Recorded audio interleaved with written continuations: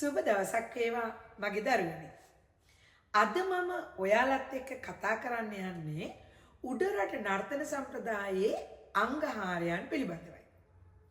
අංගහාර යන්නේ සරලම අර්ථය වන්නේ ඇඟ හැරවීම යන්න.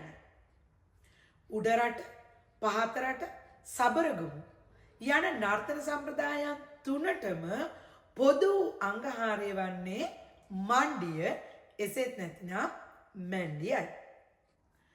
මීට අමතරව දුවේ පුතේ උඩරට නර්තන සම්ප්‍රදායට පමණක්ම ආවේනික වූ අංගහාරයන්ද අපට දක්නට ලැබෙනවා.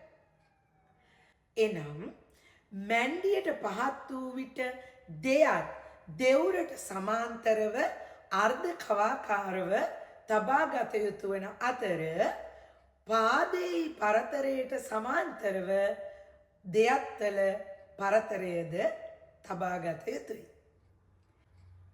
එමෙන්ම අතේ මහපටැඟිල්ල අනෙකුත් ඇඟිලි වලින් වෙන්ව තබා ගත යුතුයි. අත්ල පිටට හරවා අනෙකුත් ඇඟිලි තමාගේ මුහුණ දෙසට හැරවීම සාම්ප්‍රදායික ලක්ෂණයයි. ඒ වගේම තමයි දෙවියන් පුතේ උඩරට නර්තන සම්ප්‍රදායේ සුවිශේෂී ලක්ෂණයක් තමයි කුහර ගෝල සංදියෙන් පාද එසවීම. අවසාන වශයෙන් උඩරට නර්තන සම්ප්‍රදායේ ආවේනික ලක්ෂණ පෙන්눔 කිරීමට සමත් වන අංගහාරයන් ලෙස උඩ පැනීම්, සුරල් පෑගීම්, කරකැවීම් පෙන්වා දිය හැකියි. කනගාටුවට කරුණ නම් නූතන නර්තනයන් තුල මෙම අංගහාරයන් කොතෙක් දුරට යොදා ගන්නවද කියන එකයි.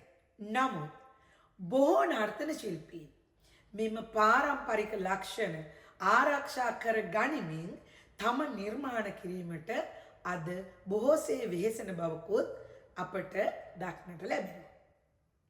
එහෙමනම් 6 වසරේ මගේ දුවල පුතාලටත් උඩරට නර්තන සම්ප්‍රදායේ අංගහාරයන් පිළිබඳව යම්කිසි අවබෝධයක් ලැබේවායි ප්‍රාර්ථනා කරන ගමන්ම ඔයාලගෙන් සමුගන්නවා.